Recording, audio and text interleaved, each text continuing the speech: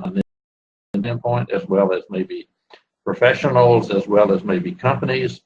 Everybody has their smartphones. They're going to bring their laptops. They're going to bring their iPads. They're going to have all of their resources on there. You're going to be able to access people's LinkedIn's. So it's all about how can we work together using our networks to help each other grow our business. That's how I see it. Yeah, I totally agree.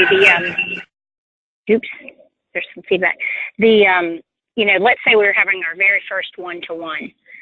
I think it's really important to follow the guide sheets in the one-to-one planner, and we'll show those in just a second. And even if you haven't been doing that, just implement one of them and see if that is going to help you. Maybe not go all in and crazy. Kathy, I don't have time. But to find out, the gains exchange, of course, Bob, will help us find out about each other.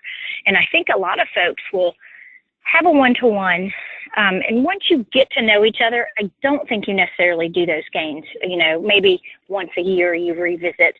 So what's changed on, your goals or your accomplishments, any new skills that you've acquired in the year? Maybe you've been able to throw knives, or, I don't know, develop more karate skills or tennis or whatever. But I think that the things that do change, to your point, Bob, is you are meeting new people on a regular basis. You're getting involved in different initiatives on a regular basis, and you certainly have, I hope, new clients to discuss with each other and how we can help. So anyone else want to share? I shared mine about how I was almost duped into being sold to. I think it's important. We had one gentleman that shared a story about he had a one-to-one with someone from his chapter, and hold on just a second, let me grab. Yeah, I was making sure I had his notes in front of me. He had a one-to-one with someone from his chapter, and in the one-to-one, they actually said, ooh, I want to call someone for you and make an introduction, which, most people would be thrilled at that, right? And so he did, and the person actually wasn't the buying or the person that made the buying decision, but it was at least a nice thought. So anytime those things come up, I think it can be pretty powerful, to share during the one-to-one. It could be as much as a working session, I think. But with the one-to-one strategies, I think we have to look at, and this is a big thing to evaluate, and this is part of our members. Sorry, my headset keeps cutting in and out. This is part of our member success program training, is to say, evaluate where you are with your current referral partners. And if you were only going to have one-to-one a week, then who do you really need to partner with? Not just, so-and-so asked me, but really think about who, and this is a question that I ask a lot, and people kind of giggle, so I know there are some. Who in the chapter is currently sitting on business for you? And think about the people that they're in your contact sphere, generally speaking. Who is someone that you want to have a better relationship with? Who is someone that has maybe given you a lot of business or shown you a lot of love and attention in the chapter, trying to build that relationship? So maybe it's time to reciprocate and, try and give them something back. But if you make a list of those folks and think of where is the most perceived value for me and for other people, and let's start with that and go ahead and set up those one-to-ones strategically. And if you've had a one-to-one with people in your sphere, go ahead and have another one. Go ahead and schedule the next one, 6 weeks, 8 weeks. Hold on, I'm going to turn my headset off and then back on. Hold on just a second, guys.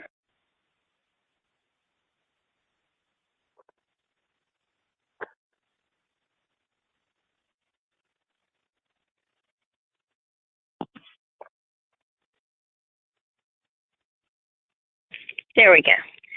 I was cutting in and out. So I think it'd be interesting to hear, have you identified a few folks that you're like, I probably need to up my game with Bob or with Sue or Sally, whoever it might be, to develop those relationships a little bit further and look at your calendar and then take it a step further. What about someone that's not in your chapter? Have you ever thought about applying these worksheets or this exchange of information with other people outside of BNI? You're welcome to do that. We encourage you to do that. Think about how impressed that person's going to be when you say, hey, I know we're getting together to talk about how we can help each other. I wanted to send you some information on my business and people that I know and how I think I might be able to help you. And I want to send you the blank sheets of those. And if you would, complete them and send it back to me so I'm better prepared to help you. So you might try that on for size as well with folks that are outside of BNI. And I did that with someone that has never even been to BNI. And they were like, wow, this is really helpful information. Where'd you get that? And I went on to explain, it was my dog groomer. You've heard me talk about the dog groomer and how we partner. And she ended up visiting a chapter of BNI, totally scared her. And she said, that's why I liked pets. So she did not join, but was it a good exercise and good time invested? Absolutely. And she thought, wow, this is someone I need to stay in touch with as well. So it gives more perceived value, I think, to your contact sphere outside of BNI as well. And it's not a way to trick them into coming to the meeting. I don't mean that at all. I just mean when we talk about the mechanisms and tools that we have, it's not just how to be a BNI member. It's to apply it through your entire business. So this is one of those instances. So I'd be interested to see how many of you actually exchange go and look on your profile, some of the information that if you've completed your BNI Connect profile, you probably have already done most of the work for the gains exchange. If you're not thinking, now I have one more thing to do. Today we have leadership team training. And as we all know, BNI University has brat the last week for folks. So I know it's overdose on BNI today. So maybe put it on your list of things to do later in the week. But take a look at your gains on your BNI Connect profile and go ahead and have those out. So when you are having a one-to-one, someone can just go pull that information. So they have that ahead of time. Your last 10 customers worksheet, that's always changing. I hope you have more than 10 customers on a regular basis. And even you could say, like Bob mentioned, having appointments that you have coming up, even quotes that you're working on, I think are really important. And then keep in mind, asking those other people, where are they networking and how you all can kind of mesh your two worlds, so to speak. Maybe they want to come and network in some of the areas that you network and vice versa. So let's get into really quickly. Let me pull up my next slide.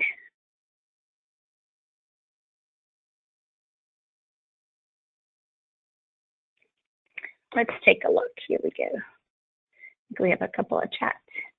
No chats. Okay. All right. So let's think about your last one-to-one. And when you're going back through, I think the biggest thing that we realize, somebody's got a little feedback. Hold on just a second. Kathy? Yes. Oh, it's Quentin. Quentin. Yeah. Hey, there you go. Hey, good morning. One of the things I do, and it's very powerful, BNI, is the whole contact sphere.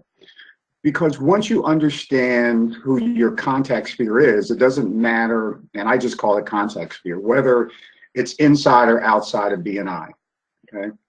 And when you have a one-to-one with that person, they don't know you're having a one-to-one. You can define it. So I found there are 3 questions, and I got it off a podcast, that I ask people. And at the end of those 3 questions, they end up asking, how can they help me? So the first thing is just to sit down with them and say, just tell me how you got to be doing what you're doing. And they'll tell you. The next thing I ask them is, how do you define success? And they'll say, do you mean personally or professionally? And I'll say both. So that gets that whole thing out of the way about children and family and stuff like that, but also professional organizations and so on. And then the third question I ask them is, what's your biggest challenge? And they'll tell you. And usually that challenge is trying to find more clients or whatever. So if nothing more, you know, they become a guest, a visitor at a BNI meeting. But you can find out exactly what they need. They may or may not need your services, or they may not. But and then you can connect them, because I'm always thinking it's giver's gain. Giver's gain is the #1 thing to do. So if you can put them in contact with other folks who can help them grow their business, they feel emboldened to you. They're gonna give you referrals, because the fourth question usually is, what can I do to help you? What do you need? Because I haven't talked about myself at all. I'm just talking about them. So that strategy works well when I do one-to-ones, and I just try and keep it in a contact sphere. I think that's huge. Well, and how you're applying it is, you know, like I sent this email to the person I was going to be meeting with saying, you know, hey, I want to find out how I can help you in our time together. And so I basically said, you know, what are 3 things that I can help you with? And it was funny because when he responded back, basically, I want to sell to you.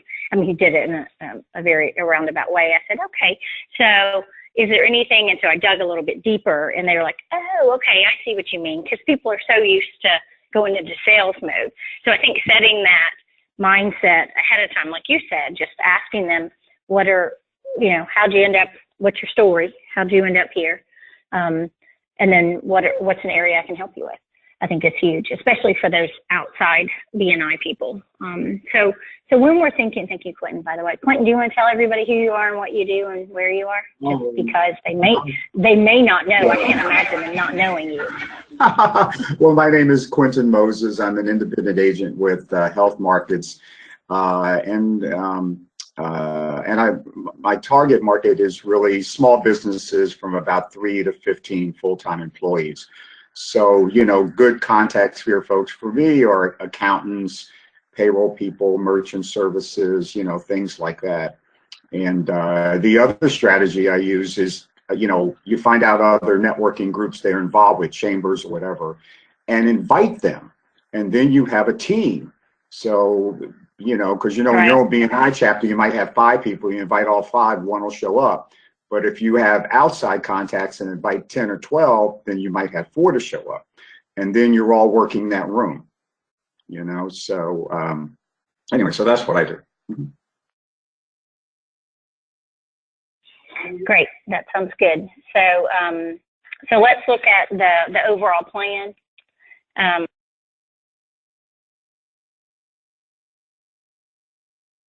Let's look at the actual planning of the one-to-ones, kind of the whole point that we're here, right? Is the one-to-one planner sheet. Really, it's just take a look at your calendar. Let's be strategic about the appointments that you're going to have with folks. Your bio sheet, which is really already on BNI Connect, if you're a member. Well, most of you are members. Your gains exchange, if you're going to have a one-to-one with someone, you can just go to their profile and read about it. You don't actually have to exchange the information. You could send the link to it if you wanted. The contact sphere worksheet. And this is one that I think that is missed. Think back to one of your one-to-ones. Have you actually sat down and said, hey, who are 3 contact sphere people you'd like to have come visit? And these are my 3. Let's see if we overlap, and let's team up and actually make it happen. So we'll talk more about that next week. And then your previous customers worksheet, and then of course making sure that that's completed. So let's talk about a systematic approach to scheduling it. I know this sounds so elementary and like, duh, Kathy, you know, we know how to schedule, but let's be strategic about it. So if you were to, there's a couple of approaches, like I mentioned. is there someone that you think you perceive that they have business and they just don't know about it yet? Maybe you've heard them talking about it, or you know that they're working on certain projects around clients that you're like, whoa, hello, what about me? They probably have blinders on. It's nothing personal, but you got to bring it to their attention. And what better way to do that than a one-to-one, or vice versa? Maybe there's someone that you think you need to step up your game, and maybe you're not sure. They're maybe in your contact sphere, or could be a really valuable partner for each other. To reach out to them and say, hey, Quentin, we've talked a lot. I've not been able to really deliver for you. I'd really like to sit down and have a strategic one-to-one focused on you. Try that approach. Just focus on them, and then set up another one for you, and really be sincere about that. So plan it out ahead of time so it's not reactionary. And think about the folks, like I said, if you were to look out the next 6 to 8 weeks, I mean, kind of cool to have an idea of who you're going to have your one-to-ones with in 8 weeks, 6 weeks. Scheduling them, is it more efficient for you to schedule them right after your meeting or right before your meeting? Or I know one gentleman actually just plans them all in one day. He has people come to his office. He has 4 for the day, and I thought for the month. So I thought that was kind of cool. So I think scheduling, is there someone that you're thinking of? I'd like for you to chat it in or share it. And you don't have to say what they do, but have you thought about someone that you're like, I think so-and-so sits on a little bit of business, or we could be better. Let's just say that. Maybe it's not, it's them, it's both of you, that we could be better. There's always some way we can step up our game. So take a look, and go ahead and take a minute and call them. Reach out to them, send them an email and say, hey, I'd like to try setting our one-to-one up, and can we follow this approach, and let's see if it actually yields what it's supposed to. I think that would be huge. So that would be your takeaway, your action step for today. Heck, while you're sitting there, send an email real quick and say, hey, can we approach it this way?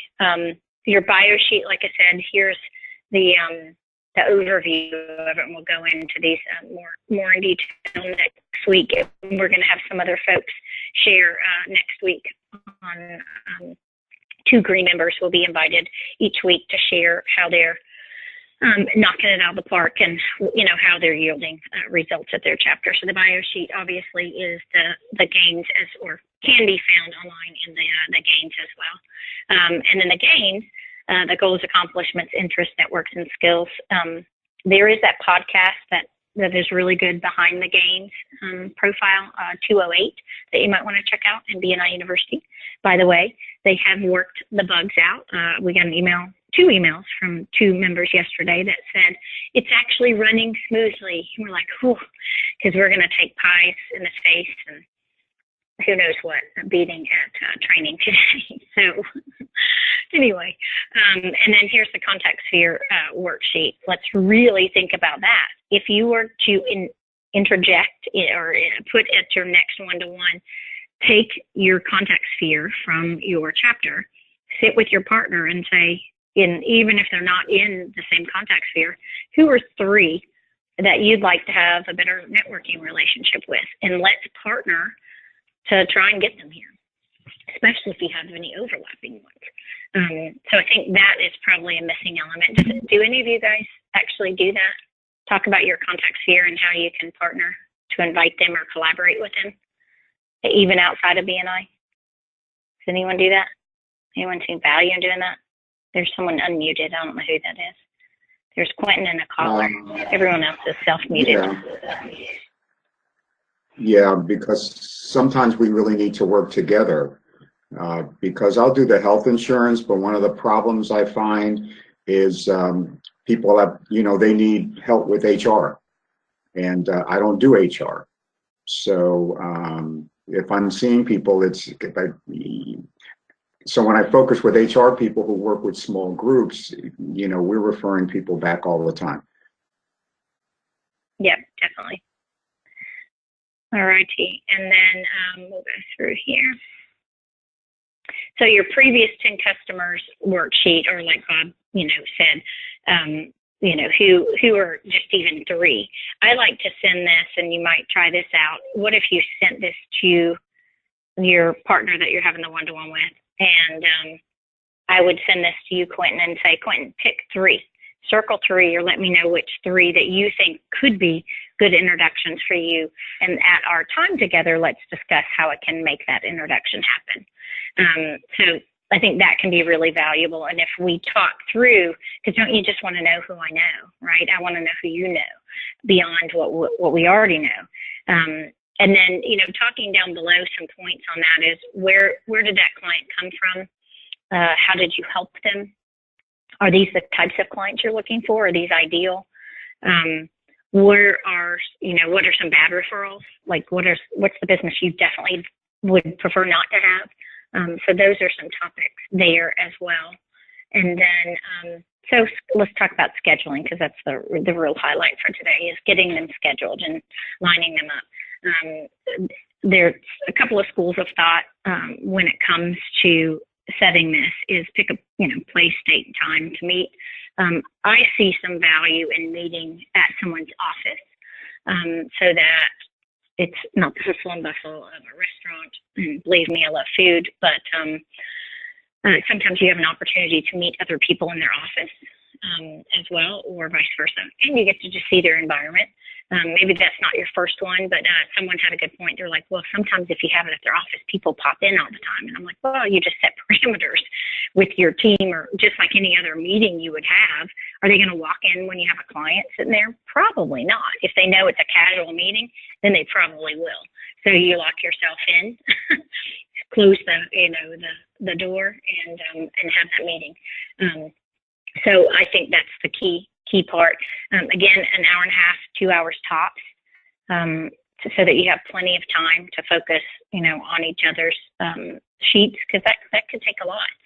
I think is huge. And then just getting them on the calendar. Make sure you have that exchange, or you've looked at the material ahead of time. Sometimes you might want to bring the information with you. And I think setting that expectation to say, hey, what can I help you with? I want to know what you're thinking of, so you don't leave discontent, so that's, I think, really important. And then some people bring those worksheets to the meeting just as a reference point, especially the last how I can work on making the introduction. And then, learning about their business for sure, and how to qualify referrals, really honing in and asking them very specific questions. And some of you in trainings have heard us say, we want you to be so specific about what you're looking for that we could draw a picture of what it looks like. To get a really good visual, that means you've been very specific. And if they say, oh, small business, blah, blah, those gray blobs, really pull it out of them. I think it would be huge. And number 6, the biggest mistake that I think we make when we sit together, we're bright-eyed and bushy-tailed, ready to help each other, right? We're eager and willing to make a difference. We get in the meeting and we're like Wonder Twins. We're like, woohoo, we've got all this stuff. I've got some really good connections for you, Quentin. You've got some really good connections for me. And then we go on about our days, and maybe nothing ever comes from it. And I think it's not because it wasn't well-intentioned. I think the intention was there. I think we just get busy. We don't put goals in place, and we don't put a deadline on making those introductions. And I think we overcommit. I am totally guilty of that myself, because you're like, oh, it's like this little puppy going, I'm excited. I want to help you. And so I think the biggest thing is to say, okay, so I'm going to make an introduction for one a month, a solid introduction, one a month for the next quarter. And then let's reconvene, or I'll update you on how I'm going to make that introduction. Really be specific as to what we're going to do. And maybe just set up a phone call follow-up or a check-in, so that we stay on track. Because what you don't want is for that partner to then think, well, she was full of hot air. She didn't follow through. I think if we're on that end and we have that attitude and that person hasn't, I think you just send a quick email saying, hey, I just wanted to circle back around. How are we on that? Have you been able to make any headway? Do we need to reset that? Is there a different approach that we could discuss? If you don't do that, I think it's as bad as the person not taking action, in my opinion. I'm not one to sit back and go, oh, I guess he doesn't like me or he would have helped me. This is not poor, pitiful me. We pay to be here. We're committed. We show up and we put up. And I think that you are well within your right to just remind them. I think they've just gotten busy. Most times it's not an inflated scenario. I really think people are being sincere. I think they just get busy and forget and distracted and yada yada.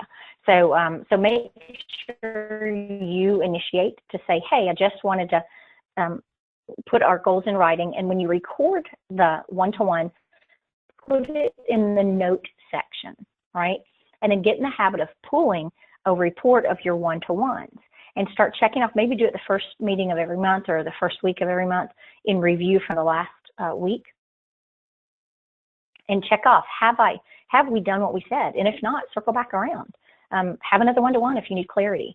So I think, you know, the biggest thing, go ahead and get them on the schedule. I'd love to hear, you know, if you had an aha, like, yeah, you know what, Sal and my chapter, we should be doing more together.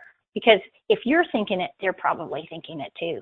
Maybe they don't say it, but isn't that funny how we all think it, but we don't take action on it? So just, I would highly suggest in the next 5 minutes, go ahead and set something up, or go ahead and complete those worksheets, your last 10 customers worksheet. Even if you just make a list, you don't need the actual BNI form, just make a list, or even complete your gains in BNI Connect. Just do something in the next 10 minutes, that's all. And I bet you'll be much further ahead on this Monday. So thanks you guys for participating, and we will see you next week. And hey, you guys, so if you learned anything or had a takeaway, please go to our BNI ATL Facebook page and post the one little nugget and encourage other people to be on here. I think it would be definitely worth your while to invite some referral partners that maybe are a little relaxed in their approach to one-to-ones. All right, thanks. Take care. Bye-bye.